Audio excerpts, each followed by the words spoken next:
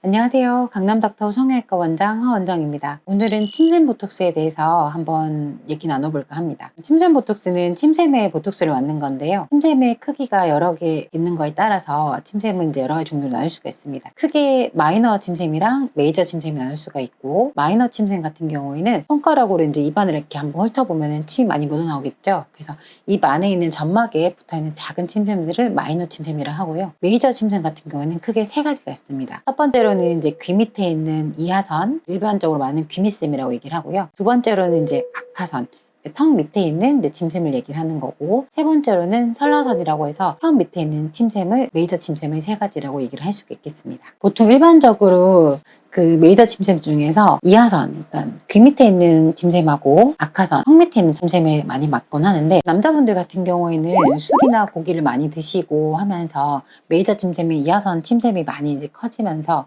이제 이하선에 맞으시는 분이 많게 되고, 여자분들 같은 경우에는 무턱이거나 턱이 작은 분들 같은 경우에는 침을 이렇게 꿀꺽 삼키거나 할 때 여기 밑에 악하선 부분이 왔다 갔다 하면서 이 부분이 있기 때문에 여기 많이 맞곤 하십니다.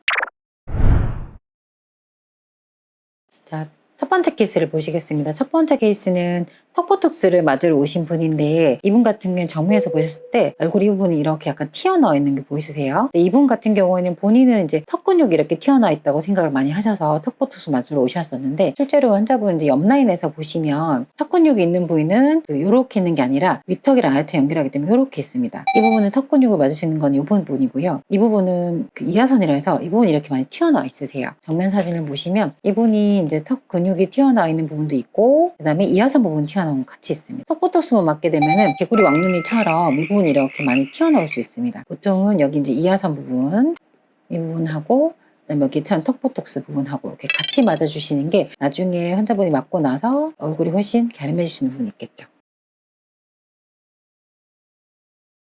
일단은 침샘이 커지는 이유는 크게 두 가지로 볼 수 있을 것 같아요. 침을 분비시키는 습관, 예를 들어서 술, 고기를 많이 드신다든지, 여자분들 같은 경우 귤을 겨울에 뭐 한 박스씩 이렇게 막 드신다든지, 신거를 많이 드시는 분들 중에서는 침샘 자체의 분비가 강화돼가지고 침샘이 커지시는 분들이 있고요. 두 번째로는 이제 병적인 것이 있습니다. 침샘 자체에 어떤 질병이 생겨서 침샘이 커진 경우가 있어요. 그런 건 크게는 세 가지로 볼 수 있겠습니다.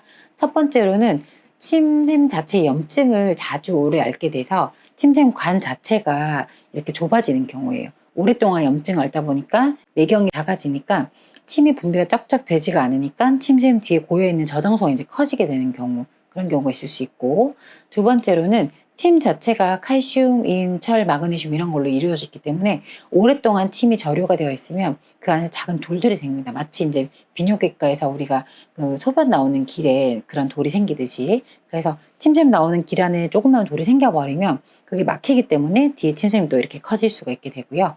세 번째 같은 경우에는 침샘이 나오는 길 주변에 어떤 종양이 생긴다거나 림프가 커진다거나 이런 식으로 돼서 그 부분 이제 침샘 길을 누르게 됩니다. 그러면 다시 뒤에가 이제 부을 수가 있겠죠. 그래서 이런 세 가지 경우 때문에 침샘이 커지는 경우도 생길 수가 있겠습니다.